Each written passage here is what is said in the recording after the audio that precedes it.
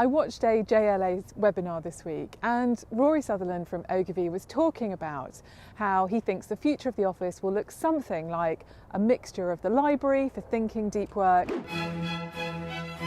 and the pub for social connection. Where everybody knows your name.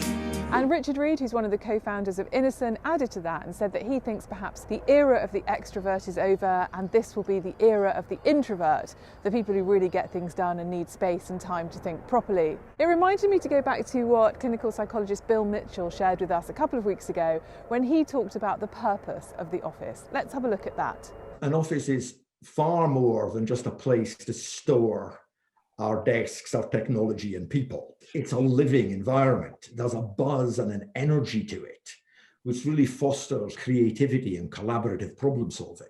And we shouldn't lose that. And also it's immediate. I've got an IT problem and a resolution to that problem is a few seconds away. And on Zoom, it could be a few hours away. I think also it's an immediate learning environment. If you're working with people, sharing an office space with somebody more experienced, who's just a really good negotiator, you're picking all this up immediately. And I think for a lot of anxious people, it's reassuring. It's reassuring to have a senior person smile to you as you come out of a meeting, or somebody just gives you a tap on the back and says, well done. And you don't get that on Zoom. And that smile just keeps the anxiety lower. Bill's thinking made me want to talk to an architect and interior designer, and happily Danny agreed to share his thinking about what he sees coming next.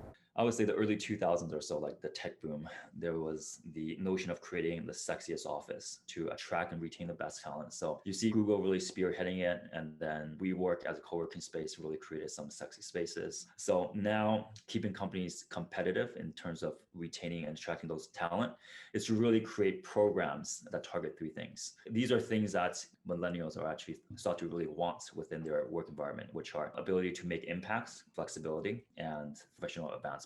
If organizations could create a program that targets all three, but at the same time have programs that address mental well-being, like through classes, it could be like remote yoga classes, and make them almost like mandatory for all employees to partake in.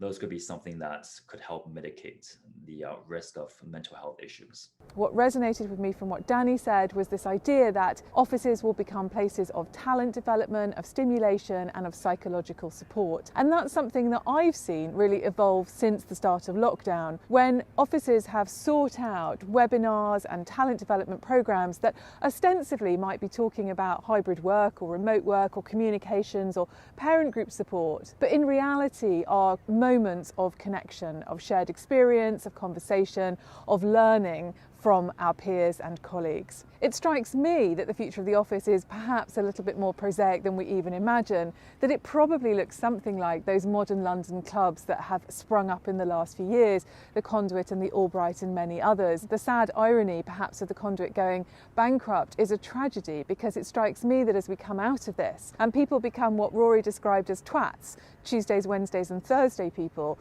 that those are exactly the kind of spaces that people are going to want to visit, with moments where you can work individually and there are booths for private work and calls, but also lots of shared spaces that can be configured in 100 different ways to focus on projects and collaborate and share ideas and creativity. As one of the raging extroverts, I have to say that I cannot wait to get back into some of those shared London spaces and see many of you and catch up and collaborate again. Looking forward to that day. Take care, have a great week.